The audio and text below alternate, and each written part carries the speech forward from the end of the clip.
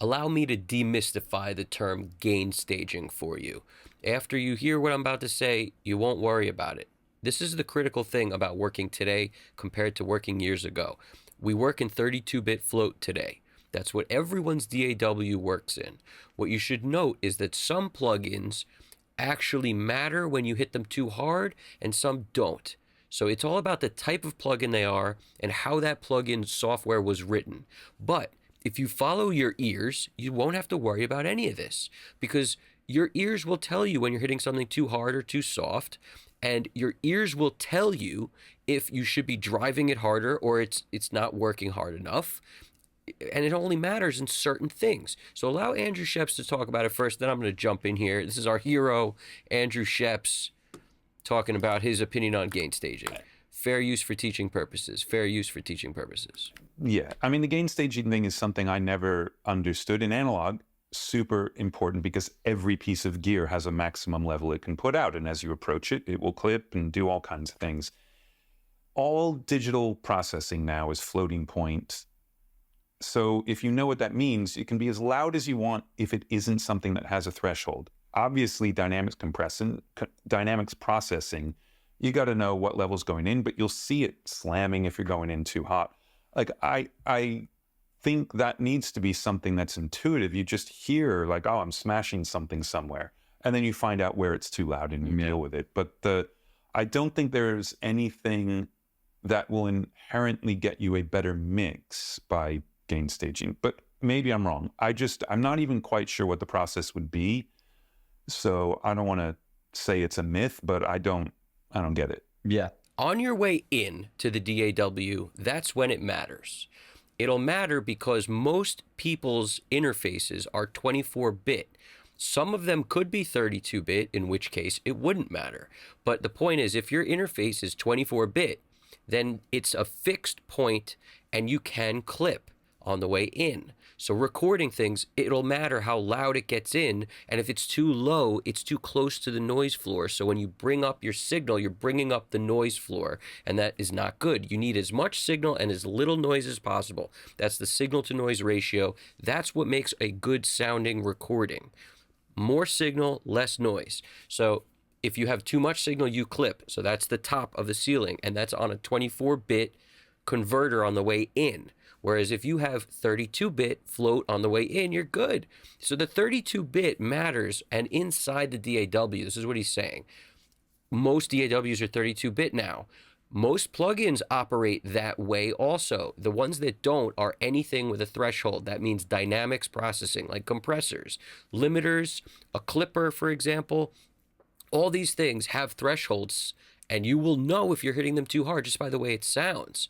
And also, by the way, it looks, if it has any sort of VU meter and metering on it, you'll be able to tell if you're slamming the pin or if it's barely moving. And the more or less level you send in will change the way things sound. So what you have to understand, and this is something that I think a lot it goes over people's heads about this, you ready? When you hit something that in 32-bit float, if the plugin's written where there's no threshold on that plugin at all, and you hit it too hard, what will happen is you're basically going to get a distorted sound out of your speakers, because the way we listen to music, it's ones and zeros inside the computer, and it has to get translated into analog sound for us to hear it. That means digital to analog is what everybody uses to hear music.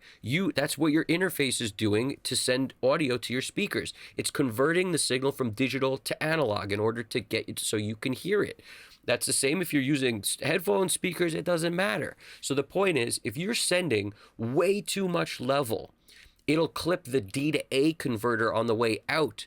That's not a permanent thing. In other words, with the structure of the way all the programs are written today, if it's a plugin that doesn't get affected by that, it's going to remember how much you clip the signal. And then if you lower it at any point after that, you can regain all of the signal. It won't be chopped off. The only reason it will sound bad is because the DA can't handle it. It's like trying to send an SUV through a keyhole. It's not enough. It's way too much sound is what I'm saying, where there's not enough space for you to actually be able to hear it accurately in a way that it's unclipped. It will be clipped coming out of your DA, and that's what you're hearing, but it's not really clipped. It's just clipped coming out of the DA. Inside your DAW, it's going to still be there if you lower it after that. So that's the beautiful thing that I think people need to understand is as long as you understand signal flow, and the next video I drop will be on signal flow so everyone can understand signal flow. But the bottom line is if you guys are understanding what I'm saying right now, the point is, and catch this, don't waste your time deciding on the exact amount of level to send into any plugins. What I will do, and I'll show you in a DAW real quick, this is what I'll do on gain staging that I consider to be an important part. All right, this part. When you have a clip like this, if especially today, what you'll notice is this stuff is like, you see how this is much lower than this? If you get audio that's recorded in a home environment, somebody's home studio, if they're not in a studio, a lot of times the vocal volume would be all over the place. So a big thing, a huge problem I see is some people will record some vocals on one day, some on another day. And what will happen is just the natural, they could be sick one day and their voice will sound totally different than another day. So it's a little more quiet. Or they turn their headphone amp way too loud on some parts, so they had to get louder, and then it's lower on another part, so they were quieter. So the volume will fluctuate in what they recorded, even if the input level on their interface stayed the same the whole time.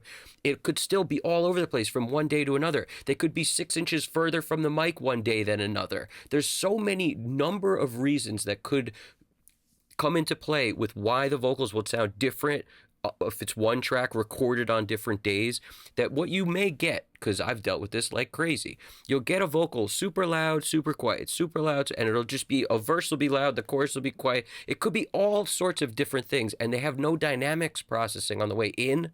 Like typical in a studio, you run the vocal into a great preamp, then maybe into a compressor, then into, and maybe there's 2 other EQs along the way or not, and then into your converter, right?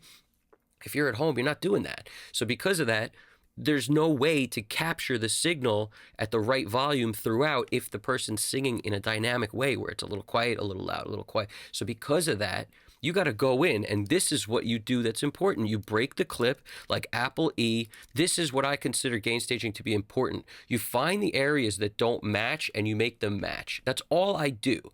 I don't stress about is it exactly, and I don't even really listen to it when I do it. Sometimes I do. I'm not saying it's a bad habit to listen to it, but the point is I'm not mixing it from here. In other words, as soon as I get the tracks, I put them in, and once I recognize what a vocal is and what isn't, there's no benefit to having some of the tracks super loud and then some of the tracks super quiet. There's no benefit to that, because if you want to send this all into some sort of processing unit, you're going to have to control the amount of level the same way it would have been if they recorded through, an LA2A, through an 1176, through something to level it out on the way in, the way they would get in a pro studio. You hit it with a bunch of nice EQ and saturate it, and you hit it with some compression, and then it's great. But if you don't have that, you go in and you basically level the stuff out yourself so that your compressor can work properly. So it's not, you don't have to set it where it's working now, and then it gets to a quiet part and it's barely hitting, and the vocals get noticeably quieter. You'll be all over the place trying to figure out how to mix that. Instead, you get it right by breaking the clip and dealing with clip gain to make it work. Now, there's tons of ways to do this. This is just the way I will do it. I'll make sure that everything is basically level. Now, I know what clipping looks like for me, so I'll make sure it's not clipping, and I make everything approximately the same. And you don't have to stress like crazy about this. You just have to do it enough where it makes sense. And if you get if it's mostly good, but there's one section that's very quiet, put that on another track. That was something Serbin talked about doing also. It's like, why not?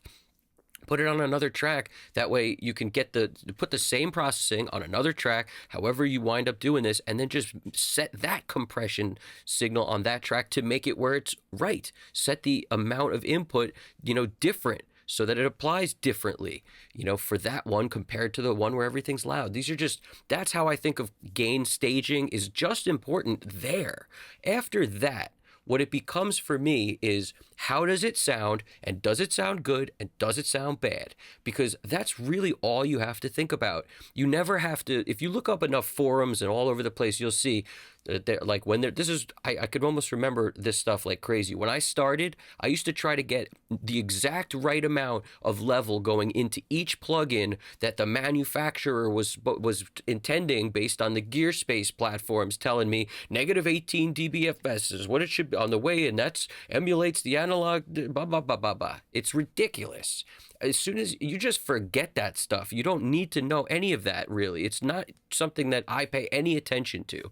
What I pay attention to is how it sounds. And you'll know if you're hitting something too hard.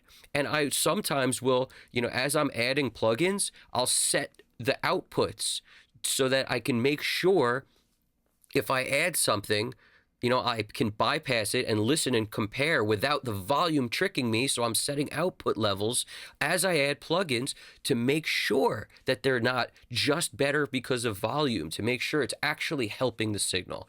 That's really the only way that you need to think about gain staging.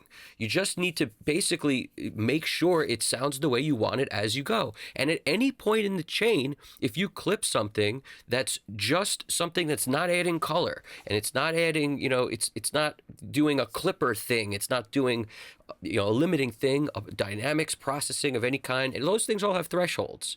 So if you hit them too hard, they're cutting, they're doing things. Whereas if you hit an EQ that's clean too hard, you could just recover that afterwards with a trim plugin or something and lower it back down to whatever you need. So it's never a problem. At any point in the chain, you could lower it as long as you didn't hit something that's dynamic processing along the way.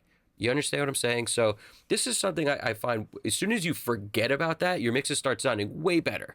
As soon as you forget about sending the right amount of level into each thing, it's more important to get after the plugin the output right to be able to check if it works than it is to make sure you have the exact right amount going in. Because the way I found it is like, in the analog world, like Andrew Scheps said, things matter because if you hit certain things too hard, eventually they just crap out on you and they don't sound good. So there's a sweet spot, so to speak, and it's with your ears. It's not like a technical sweet spot. You just hit it until it sounds good. So just apply the same thing in the digital world. Hit something until it sounds good, especially any sort of emulation of a clone of a piece of gear in a plugin that's like analog gear. It's all going to be doing some sort of coloring thing. So just hit it until it sounds the way you want, and don't really there's no benefit to clipping. So it's only like a good thing, in my opinion, if today you did it accidentally, you can get it back. So it's a benefit, because it's a fail-safe. But I never look to hit things so hard that it's messing stuff up for no reason, because I could always pull it down later. That makes less sense than anything. You want to hit it so it sounds right to you. And this is where taste and everything comes into play. A lot of people will hit things way too hard as beginners. That's the most common problem a beginner makes, is they're hitting everything too hard, especially compression and dynamics processing. They're limiting. They're hitting it way too hard, and they don't hear the ducking that's happening. And then it's trying to recover, and then it ducks, and it's trying to recover. But anybody who's got an attuned ear for that, you could absolutely hear that happening, and you don't like it, unless you're going for that. So in other words, you should be in control of the sound. And in order to do that, you send the right amount of signal into stuff. You don't send tons of signal in thinking you could always get it back later. It's just, you should know that today, even if you clip a channel, if you clip anywhere, you could get it back and bring it down, and it will restore the entire waveform. You don't lose the heads on the waveform today the way you would have if we worked back when it wasn't 32-bit, 32-bit float architecture within the DAW. Trust me, it's way better to have this going on today than it ever was before. You don't have to think about gain staging, and you don't have to watch any more videos on how to figure out what the right level is going into each plugin. You're using your ears, and you're not letting volume trick you into thinking something's good. That's what you're doing, all right? do me a favor, if you dug it, throw something in the comments section. I hope I eased your mind on this, because it's the last thing I think about. Just like Andrew Scheps, I just think about it on the clip level so that I know that my plugins are basically going to be able to work right. Because if I send too much or I send too little, it's going to affect dynamics processing. And since I know that track is going to be sent to a compressor, I'm trying to make sure, and usually first, mind you, I usually put compression first on a parallel channel.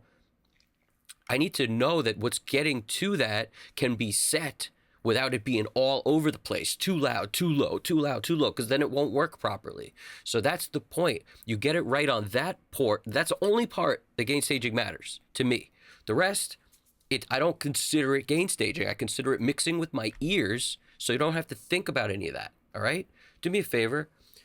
Throw something down there, mix with your hands a little bit in the comment section. I really appreciate it. I can't tell you, and I want to say this. You guys are the difference makers, all right? You guys, every time you guys drop something in there, it makes me feel great.